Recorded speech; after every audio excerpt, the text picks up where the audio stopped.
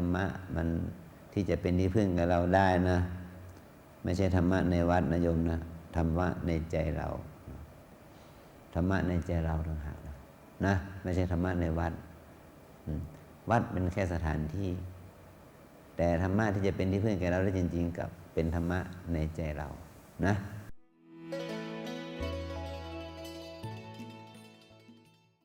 โยคีทุกคนนะวันนี้เรามาถึงจุดนี้ไม่ใช่มาแบบโดยบังเอิญนะทุกคนมีเหตุมาเนาะเหตุของเราก็คือจิตที่เป็นกุศลนั่นแหละนะความคิดที่เป็นบุญอยากจะมาปฏิบัติธรรมแม้ว่าเคยปฏิบัติมาแล้วบ้างหรือว่ามาวัดลำเพิงหลายรอบหลายหนแล้วบ้างการที่เรามาวัดเราก็ตั้งจิตของเราเพื่อจะได้เข้าให้จิตของเรานั้นได้เข้าใกล้ชิดพระรัตนตรัยนะเมื่อเราตั้งจิตเป็นบุญเป็นกุศลใกล้ชิดต่อพระรัตนตรัยได้เข้าใกล้ชิดต่อพระธรรมได้ประพฤติปฏิบัติมากเท่าไหร่ก็ย่อมเป็นมหากุศลเป็นบุญกับเรามากเท่านั้นนะแล้วว่า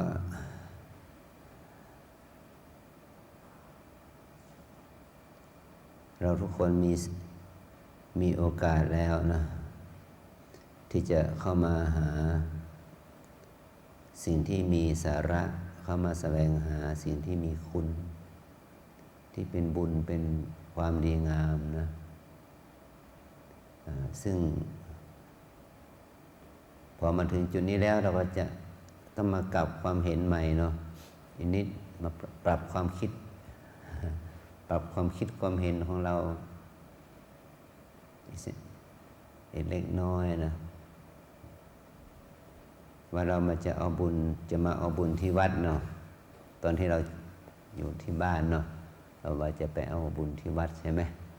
จะไปทำบุญที่วัดเนาะแต่พอมาถึงวัดจะเอาบุญที่ไหนเนี่ยจะเอาบุญที่ห้องน้ำห้องนอนศาลาโบสถ์วิหารมันจะเอาบุญที่ไหนเนี่ยจะไปเอาบุญที่ไหนเนาะแล้วบอกคือถ้ามองในแง่รูปธรรมใช่ไหมเราปลดเบาก็ไปถ่ายที่ไหนเนาะก็ที่ห้องสุขาแหละแต่ว่ามันจุดไหนอ่ะเนาะก็ว่าไปตามนั้นเนาะใกล้ที่ไหนก็ไปที่นั่นอย่างนี้เป็นต้นนะเราอยากนอนจะไปนอนที่ไหนนะไปนอนที่เตียงไปนอนที่กุฏิที่เตียงก็ยังพอมีจุดหมายเนาะไปนอนที่นั่นอย่างนี้นะอันนี้มองในแง่ของรูปธรรมเนาะแต่ถ้าเรามองในแง่ของนามธรรมเรามาปฏิบัติธรรมมาเอาบุญเนี่ยจะเอาบุญที่ไหนเนี่ยจะเอาบุญที่ไหนกันเนี่ยนะจะเอาบุญที่ดอกบัวเหรอหรือเอาบุญที่ทุกเทียนนี่เหรอจะเอาบุญที่ไหนนิยมโยคีในสุดท้ายก็ต้องมาเอาบุญที่ใจตัวเองนั่นแหละนะมาเอาบุญมาหาบุญมาสร้างบุญที่ใจเราเองเนาะ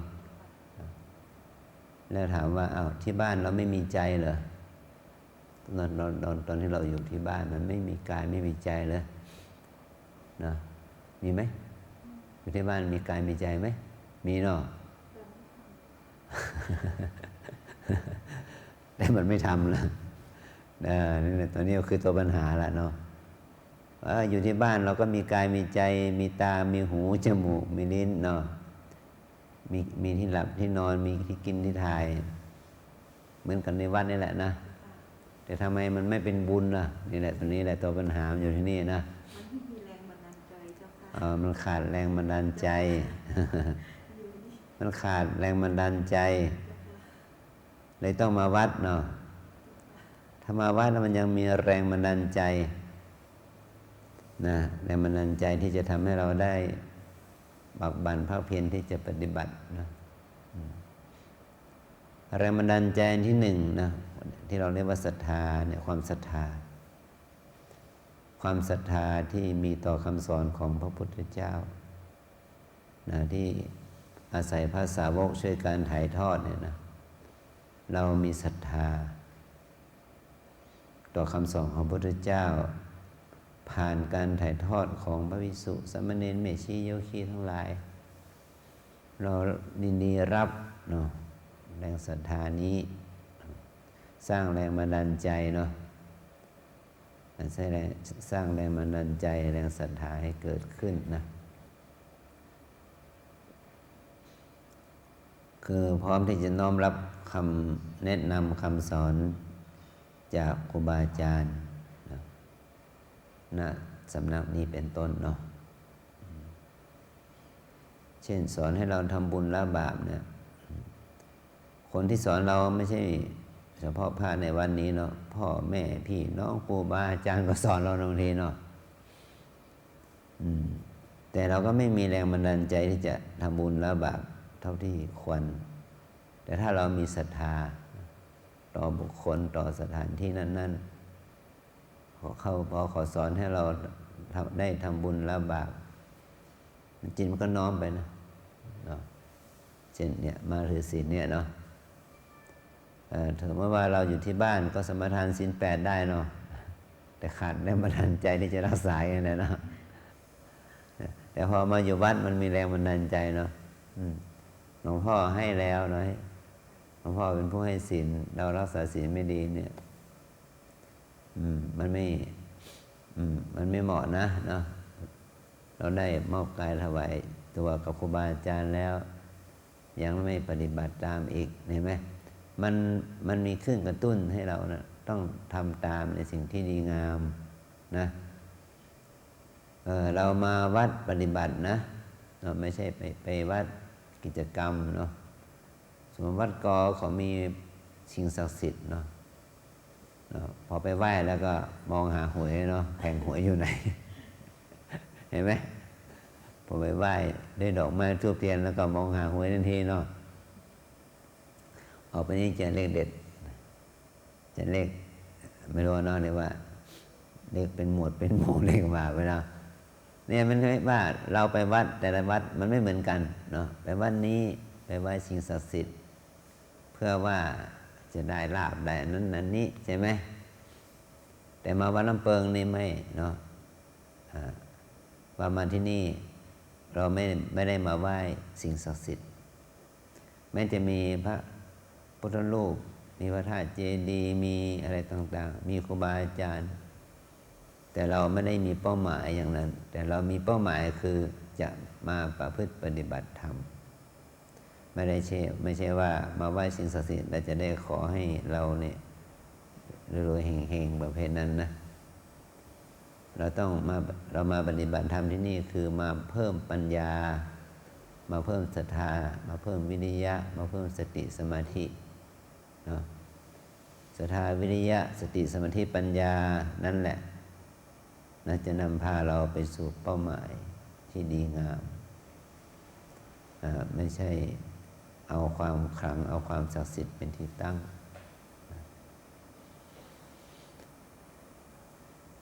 เรามาที่นี่ก็จะได้มันเกิดแรงบันดาลใจได้ว่าโอ้เขายังทำกันได้เนาะเราก็ต้องทำเห็นไหมมันได้แรงบันดาลใจจากคนอื่นคนบางคนอายุน้อยกว่าเราโอ้เขายังเป็นเด็กอยู่เลยเขายังทำบางคนอายุมากกว่าเราเนาะโอ้เขาแก่นะ70 80เขายังทำเลยเห็นไหมมันได้เห็นแรงบันดาลใจเนาะพระเขาก็ทำกันเราเป็นวสวสิกามันก็ควรทำนะเนาะเนี่ยวันนี้พระเขาก็มองโยมแล้วโยมเขายังทำกันเลยเราเป็นพระทำไมไม่ทำเนี่ยพระก็ได้แรงบันดาลใจจากโยมก็ได้แรงบันดาลใจจากพระอะไรอย่างนี้นะบางทีเราก็ได้แรงบันดาลใจจากชาวต่างชาติฝรั่งบางค่าเขายังมาเลยเนาะเขายังทำกันเลยไอ้เราคนไทยชาวพุทธแท้ๆทำไมไม่ทำเนาะเนี่ย เหมือนกับว่าคนต่างชาติเขายังมาแสวงหาความสุขบนพื้นแผ่นดินไทยเนาะนักท่องเที่ยวเนาะโอ้เยอะแยะมาเมืองไทยเนาะมาแสวงหาความสุขบนพื้นแผ่นดินไทยนะแล้วทำไมคนไทยเราไม่เห็นอะไรเลยหรือตามองไม่เห็นเลยเนาะว่ามีหลายอย่างที่เราไม่ต้องไปหาความสุขต่างบ้านต่างเมืองต่างประเทศทำไมคนนักท่องเที่ยวมาบ้านเราเป็นนับล้านคนเนี่ยทำไมเขามีความสุขได้เนาะแต่เราเกิดที่นี่แท้ๆยังหาความสุขบนพื้นแผ่นดินนี้ไม่ได้เนาะเขาต้องลงทุนเนาะเสียค่าทัวร์ค่าตั๋วค่าสารพัดเนาะถึงจะได้มาถึงประเทศไทยนะถึงจะแล้วก็มาหาความสุขที่ประเทศไทยแต่ทำไมเราละค่าตัวค่าทัวร์ค่าวีซ่าพาสปอร์ตก็ไม่ต้องเสียทำไมเราแสวงหาความสุขบนแผ่นดินนี้ไม่ได้เนี่ยฉะนั้นสิ่งที่เราจะต้องเรียนรู้ก็คือมองโลกให้มันเป็นบวกเนาะมองชีวิตให้มันเป็นบุญให้มันเป็นบวกนะเนี่ยเรียกว่าแรงบันดาลใจเรียกว่านะมองโลกให้มันเป็นบวกมองชีวิตให้มันเป็นบุญเราก็จะเห็นว่าสิ่งที่เรามีอยู่นั้นก็มีค่านะมีค่ายกตัวอย่างเนาะหายใจได้เนี่ยมันไม่อัศจรรย์นะเรามีอาการหายใจมากมายนะมีอาการให้เราหายใจได้เนี่ยมันไม่อัศจรรย์มันอัศจรรย์ตอนไหนนี่อัศจรรย์ตอนนี้มันไม่มีอาการให้หายใจนะจริงจะรู้ว่าอากาศนี่มีค่ามากก็ต่อเมื่อเราไม่มีอากาศจะหายใจนั่นแหละเพียงแค่ว่าเราไปอยู่ในห้องหรือในสถานที่ที่ไม่มีอากาศจะหายใจได้เราจึงรู้ว่าอากาศมีค่าเหลือเกินมีค่าแก่เรามากเหลือเกินเนาะฉะนั้นตอนนี้มีอาการหายใจมองไม่เห็นค่าจะรู้สึกว่ามันมีค่าตอนเมื่อมันหมดลมหายใจนี่นะฉะนั้นเรามาปฏิบัติธรรมเนี่ยหายใจเข้าหายใจออกนะพองหนอยุบหนอมีค่ามากหายใจทั่วท้องมีค่ามากนะฉะนั้นเราจะต้องหายใจอย่างมีคุณค่านะมีค่า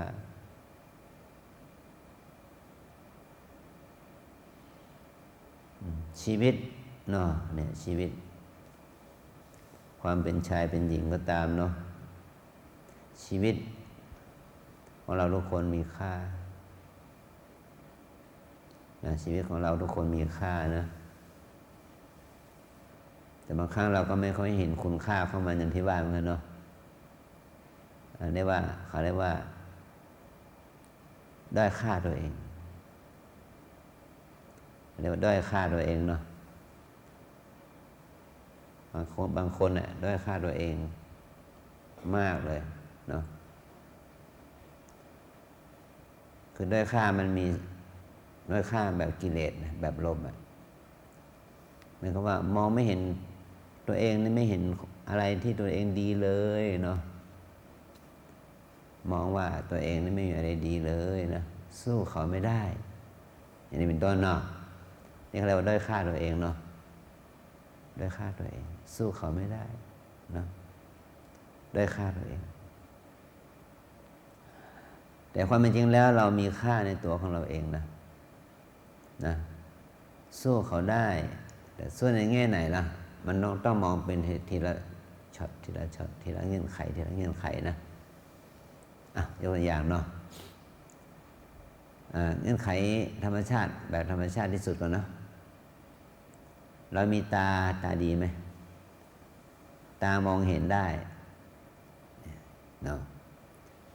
นะจับหนังสือมาอ่านโอ้เห็นชัดเลยเนาะนี่แสดงว่าตาเราสู้เขาได้เพราะตาเราดีหรือว่าอาจจะไม่ค่อยดีนักแต่มีแว่นใส่มองเห็นชัดพอสู้เขาได้อ่านได้นี่เรามีตามันไม่ด้อยกว่าเขาเนาะเรามีตาสองตาดูนะดูสิ่งนั้นสิ่งนี้เนาะเห็นสิ่งนั้นสิ่งนี้สามารถอ่านหรือว่าวิเคราะห์วิจัยวิจารณ์ผ่านทางการรับรู้ทางตา เนี่ยนี่มองในแง่ธรรมชาติเนาะมีหูเนาะสู้เขาได้ไหมเนี่ยหูรับเสียงได้ไหมหูฟังเสียงได้เนี่ยก็แสดงว่ามันก็ไม่ด้อยกว่าเขาที่มันด้อยกว่าเขาที่ว่าตามีตาแล้วด้อยกว่าเขามีหูได้กว่าเขาคือได้เห็นได้ยินแล้วมันไม่เกิดสติปัญญาเนาะมันไม่เกิดบุญกุศลตัวนี้แหละเนี่ยนะถ้าเราเห็นได้ยินแล้วมันเกิดสติปัญญาเกิดบุญกุศลเนี่ยมันก็เรียกว่าเราเองก็ไม่ด้อยค่ากว่าคนอื่นเลยสามารถเข้าถึงคุณค่าได้นะคุณค่าทางคุณธรรมได้นะมีจมูกมีลิ้นมีกายไหมมีเรามีจมูกรู้กลิ่นได้นะมีลิ้นรู้รสได้มีกายรู้สัมผัสได้เนี่ยมันก็ไม่ด้อยค่ากว่าไปกว่าคนอื่นนะแต่ถ้าเราตีค่าสิ่งเหล่านี้ไปในทางอื่นเนาะประเมินค่าสิ่งเหล่านี้แบบมาตรฐานอื่นละแบบกับมาตรฐานนางงามอย่างนี้เนาะเราตกฟอเลยเนาะใช่ไหมขึ้นฟอไม่ได้สักคนนะตอนนี้เนาะเห็นไหมมันขึ้นไม่ได้แล้วเนาะ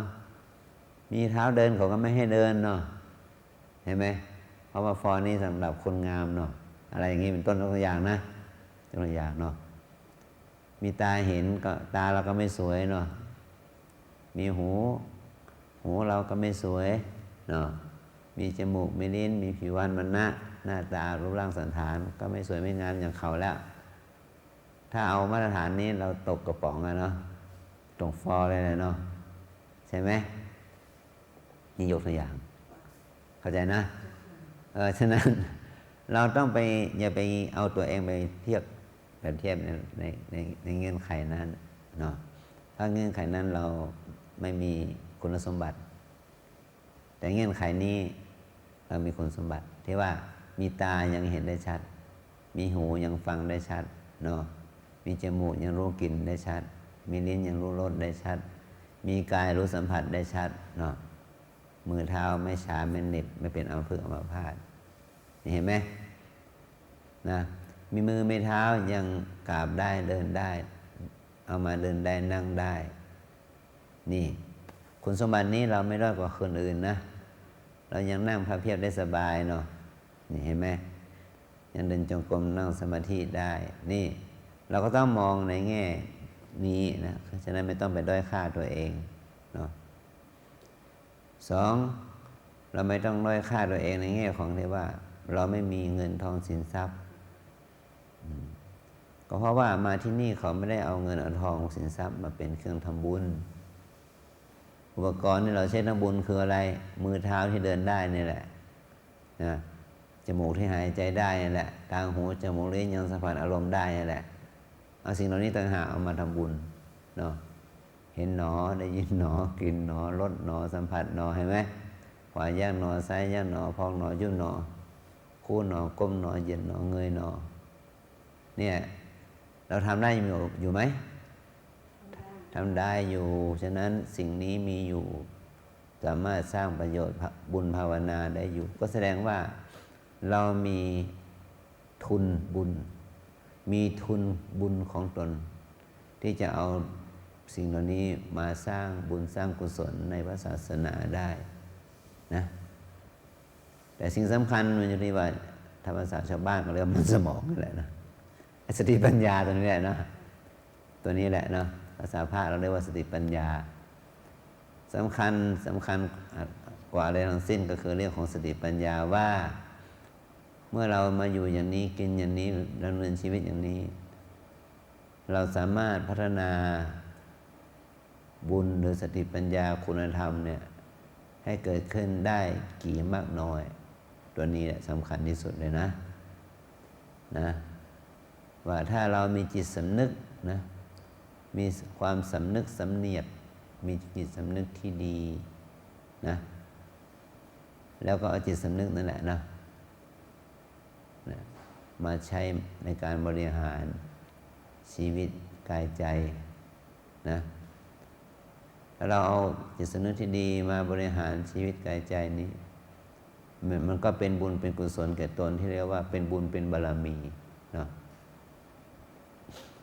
มันก็จะเป็นพลังความดีงามประทับอยู่ในจิตใจเราได้ยาวนานนะแม้เราจะออกไปสู่ชีวิตข้างนอกแล้วความรู้สึกสำนึกสำเนียกนี้ก็ยังติดอยู่ในจิตใจที่เราเรียกว่าขันธสันดานนะจิตติดอยู่ในจิตใจกลายเป็นอุปนิสัยเป็นบารมีนะออกไปแล้วก็ยังอยู่กับโลกกับความเป็นจริงได้นะจริงอยู่หมายถึงว่าอารมณ์ภายนอกมันอาจจะไม่เอื้อต่อการที่จะสร้างบุญสร้างกุศลเท่าที่จะเป็นไปได้ถึงมันต่างจากเราอยู่ในวัดใช่ไหมเราต้องรู้ว่าใช่นะใช่อะไรว่ามันข้างนอกมันไม่เหมือนข้างในแน่นอนเนาะแต่ว่าเราก็ทั้งที่ว่าเราก็ต้องเอาตัวเราเป็นหลักยึดนะไม่ใช่เอากระแสสังคมเป็นหลักยึดนะเช่นยกตัวอย่างว่าข้างนอกเขามีงานเลี้ยงงานบุญงานแต่งงานขึ้นบัตรใหม่งานอะไรตามแต่ใช่ไหมเขามีเลี้ยงอาหารเลี้ยงเครื่องดื่มเนาะแล้วก็เลือกกินสิไม่ใช่เขาไม่เหล้าก็กินเหล้าเขาไม่เบียร์ก็กินเบียร์เนาะอะไรอย่างเงี้ยเนาะเขามีน้ำหวานเขามีน้ำส้มน้ำหวานเขาก็มีอยู่นี่น้ำเปล่าก็มีอยู่นี่ใช่ไหมเราก็ต้องสร้างจิตสำนึกของตัวเองแล้วว่าเราจะกินอะไรเราจะดื่มอะไรนี่ใช่ไหมเมื่อเราไปอยู่ข้างนอกแต่เราก็สามารถที่แยกแยะได้ว่าสิ่งนี้เหมาะกับเราสิ่งนี้ไม่เหมาะกับเราเราก็ต้องเลือกหาสิ่งที่เหมาะสมนะพอเข้าใจเนาะเมื่อเรารู้เราเข้าใจเลือกหาสิ่งที่เหมาะสมปัญหาที่ว่าเราจะอยู่กับสังคมข้างนอกลำบากคนก็จะหมดไปความจริงมันถึงว่าอยู่ได้แต่เราต้องอยู่อย่างใช้หลักของปัญญานะเหมือนกับเราอยู่ในชุมชนเนี่ยเราไม่ดื่มเหล้าดื่มเบียร์อย่างนี้เนาะเราไม่สูบบุหรี่จนเป็นที่รู้กันของสังคมว่าคนคนนี้เขาไม่ดื่มเหล้าไม่ดื่มเบียร์ไม่สูบบุหรี่ก็ไม่ได้หมายความว่าเราจะเป็นคนเลวของสังคมแต่กลายเป็นคนดีของสังคมเป็นคนที่มีคุณภาพในสังคมนั้นว่าในหมู่บ้านนี่มีผู้ชาย50 คนนะมีคนเดียวนี่แหละไม่ดื่มเห็นไหมเขาจะพูดถึงเนาะในหมู่บ้านนี่มีผู้หญิง50 คนนะมีคนเดียวนี่แหละมันไม่ดื่มเห็นไหมกลายเป็นคนที่มีค่าว่าคนที่ยังรักษาศีลข้อ5ได้มีอยู่นั้นในหมู่บ้านเนี่ยนะคนหนึ่งนี่เนาะถ้าไปเลือกหาเนาะก็จะมีคนนี้แหละเอาไปโชว์ได้เลยเนาะแต่ปรากฏว่าไงพอจะตั้งหมู่บ้านนี้เป็นหมู่บ้านรักษาศีล5ไอ้เนาะปรากฏเลือกหาคนที่ว่าไม่ผิดศีลสักข้อใดข้อหนึ่งเนาะหรือหาไม่เจออย่างงี้นะก็แสดงว่าหมู่บ้านนี้แย่แล้วเนาะมาตรฐานตกไม่มีใครที่จะยกย่องได้เลยว่าเป็นบุคคลผู้มีศีลสักอย่างสมบูรณ์แบบสักข้อหนึ่งนี่เนาะเห็นไหมเราสามารถที่จะสร้างค่าของเราให้เจริญขึ้นได้ก็อยู่ที่การกระทำของเรานะพอเข้าใจไหมนะเราจะเป็นหนึ่งในนั้นนี้ไหมแต่พอรับได้ไหมเนี่ยกะเอาไปตั้งแต่วันนี้ออกจากวัดนี้ไปเนาะเราจะไม่แตะกินเหล้ากินเบียร์เลยอย่างเงี้ยเป็นไปได้หรือเปล่าเนี่ยฮะคนโยมเป็นไ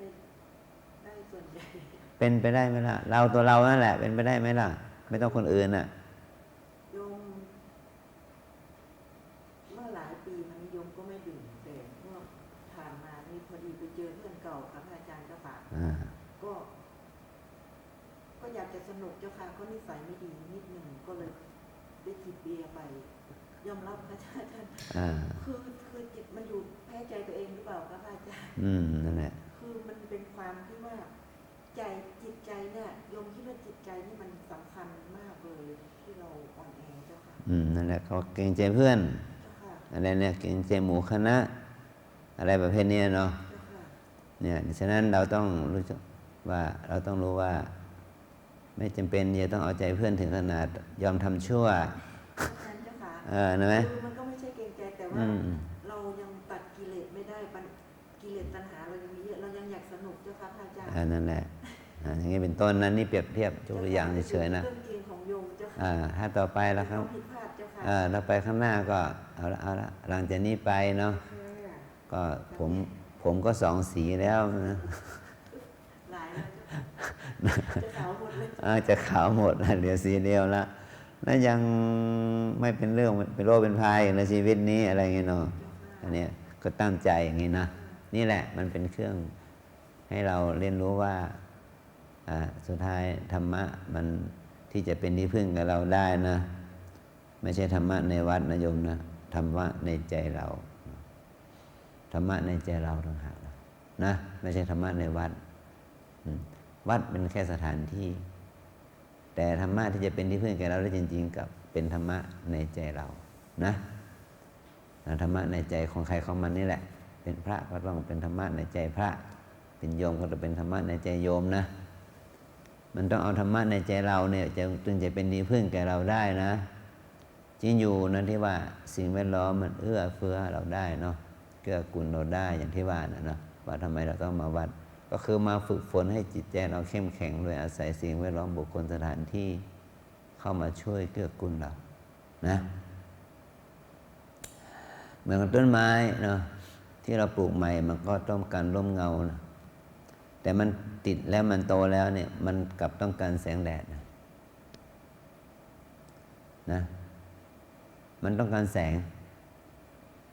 จริงอยู่นะมันต้องการร่มเงาในเบื้องต้นแต่ถึงจุดหนึ่งแล้วมันต้องการแสง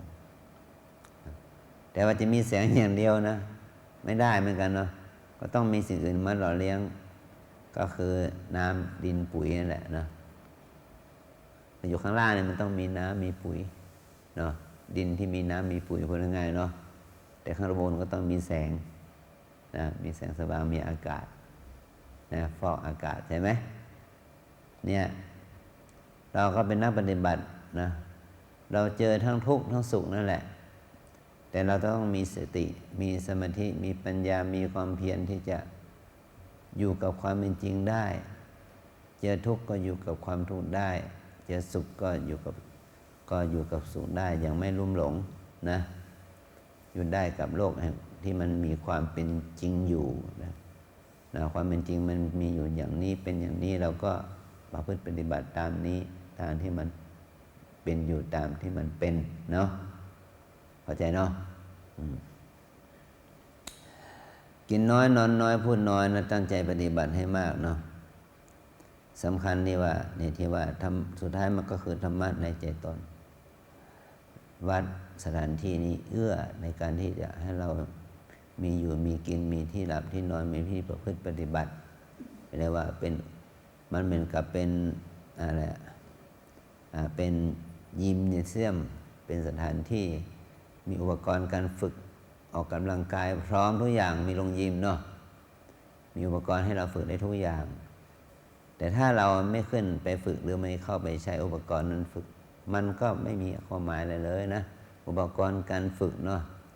ดึงหน้าดึงหลังออกกำลังแข่งกำลังขาอะไรไม่หมดนะแต่เราไม่ลงไปทำการฝึกเลยนะมันก็เป็นแค่อุปกรณ์เป็นแค่เครื่องมือนะบางบุคคลนี่ที่บ้านของเขานะมีห้องยิมเลยเนาะกำลังกายสารพัดแต่เขามันยังอ้วนฉุอยู่เลยน้ำหนักเกินไขมันความดันเบาหวานมีเพียบนะ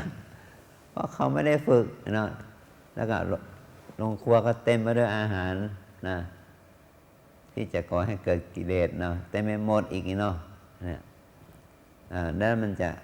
มีสุขภาพที่ดีได้อย่างไรอย่างเงี้ยนะฉันใดเนาะเรามาวัดก็เช่นเดียวกันนะต้องมาฝึกนะท่านแนะนำยังไงต้องฝึกอย่างนั้นหรือยิ่งกว่านั้นเพื่อให้เรานั้นได้ก้าวหน้านะฉะนั้นถ้าเราไม่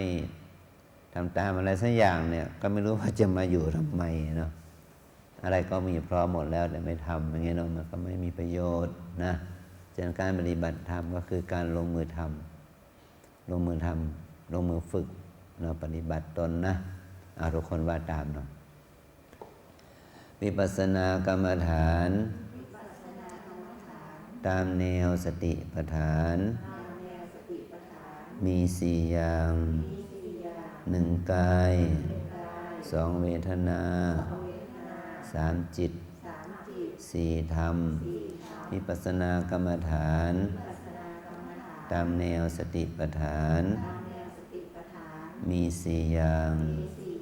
หนึ่งกายสองเวทนาสามจิตสี่ธรรมหนึ่งกายสองเวทนาสามจิตสี่ธรรมกายเวทนาจิตธรรมกายเวทนาจิตธรรมนะกรรมฐานสี่ตัวนี้นะกายเวทนาจิตธรรมเป็นอารมณ์เพื่อให้เกิดสติเป็นอารมณ์เพื่อให้เกิดสมาธิและเป็นที่ตั้งของความเพียรเพื่อพัฒนาจิตใจของเราให้เจริญในกุศลธรรมเนาะเป็นที่ชำระล้างกิเลสอกุศลธรรมเนาะกินน้อยนอนน้อยพูดน้อยปฏิบัติให้มากนี่ก็คือว่าเจริญสติไปในกายนี้ตั้งแต่การกราบการเดินการนั่งการดูอาการผ่องยุบนี่นะเจริญสติไปในเวทนาเช่นปวดเจ็บชาเหน็บเกิดขึ้นก็ต้องมีสตินะทุกข์สุขดีใจเสียใจก็ให้มีสติรู้เท่าทันทุกข์สุขเหล่านั้นนะจิตความคิดต่าง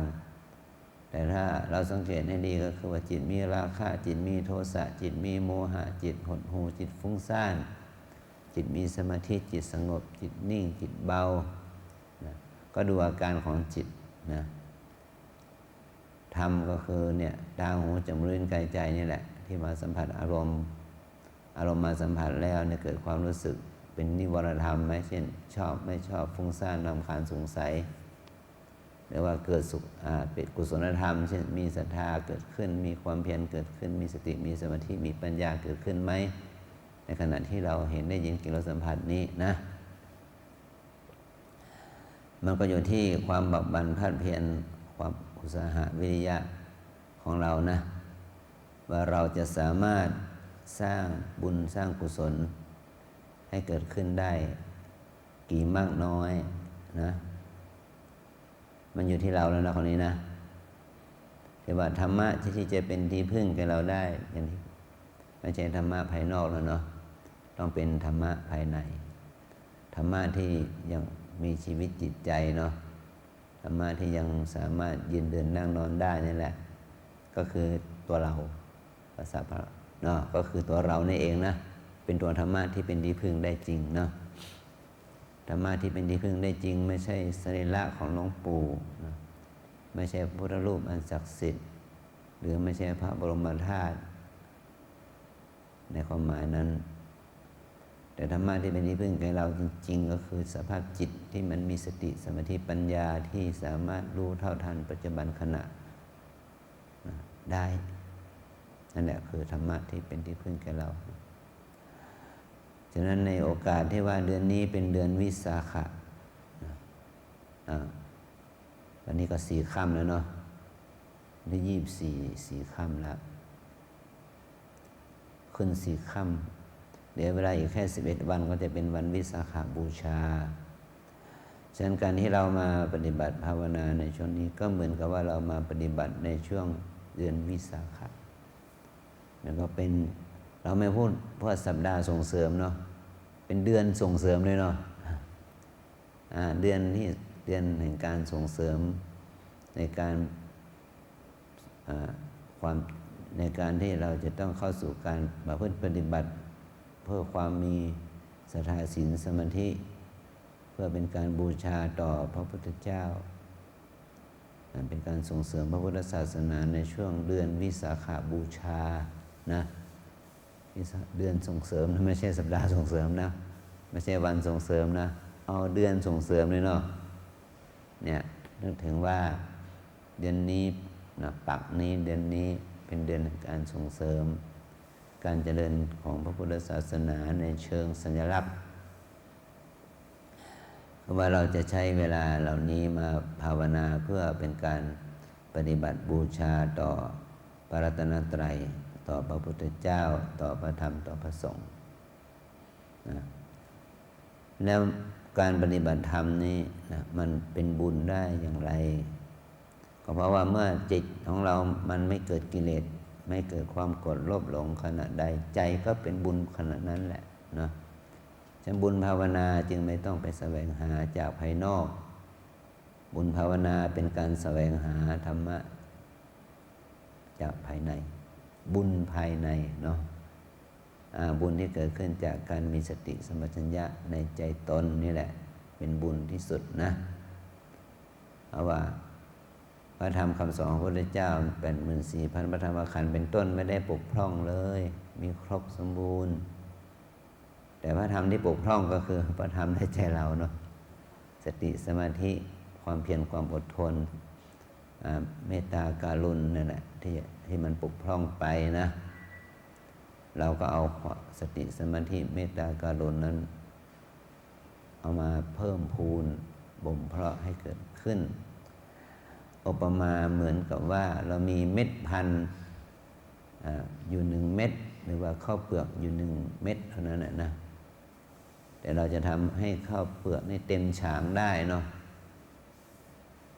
ทำยังไงก็ต้องเอาข้าวเปลือกเม็ดนั่นแหละไปเพาะเป็นกล้าข้าวขึ้นมา1 กล้าเท่านั้นนะแต่กล้าข้าวนั้นมันโตขึ้นมาภายใน6 เดือนเนาะมันจะเป็นข้าวมากกว่า200 เม็ด300 เม็ดนะ1 รวงเราข้าว200-300 เม็ดนั้นไปเพาะอีกปลูกอีกเนาะมันก็เป็นทวีคูณเลยนะ300 คูณ 300ละ3,000 30,000 339 90,000 เม็ดนะจากเม็ดเดียวมาเป็นข้าว300 เม็ด1 รวงเนาะจากข้าว300 เม็ดกลายเป็นข้าว 90,000 เม็ดนะใน3 ฤดูกาลเนาะเอาข้าว 90,000 เม็ดนี่ปลูกอีกเนาะหว่านอีกปลูกอีกลองคิดดูนะมัน909 ล้านนะ3927นะโอ้โหนะ27 ล้านเม็ดนะคราวนี้แหละอาจจะเต็มฉางแล้วนะ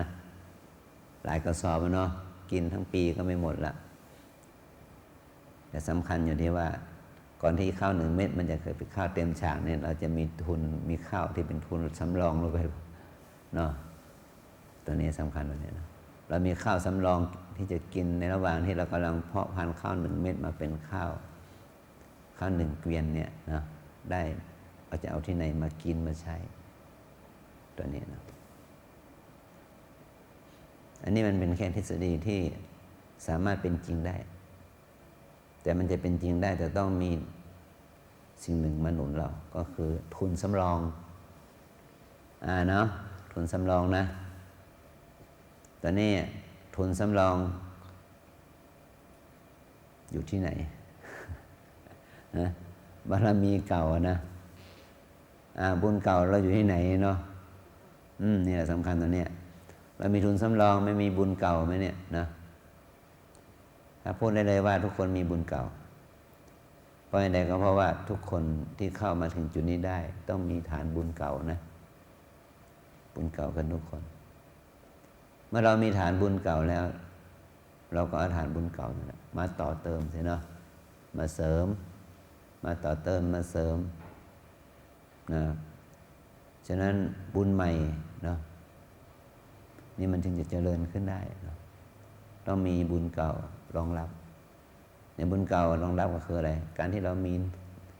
ตาดีหูดีจมูกดีลิ้นดีปากผิวพรรณวรรณะดีแข้งขาดีอวัยวะภายในดี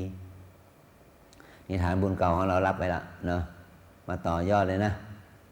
มาต่อยอดสร้างบุญใหม่นะเอาบุญเก่าที่มีอยู่เนี่ยมาเป็นฐานบุญให้แก่บุญใหม่สืบต่อไปเนาะเนี่ยอันนี้เราจะเป็นคุณต่อเราอย่างยิ่งนะฉะนั้นเมื่อเราไม่ได้มาปฏิบัติแล้วก็ขอให้ตั้งใจปฏิบัติคิดซะว่าเป็นการปฏิบัติเพื่อบูชาพระองค์พระสัมมาสัมพุทธเจ้านะ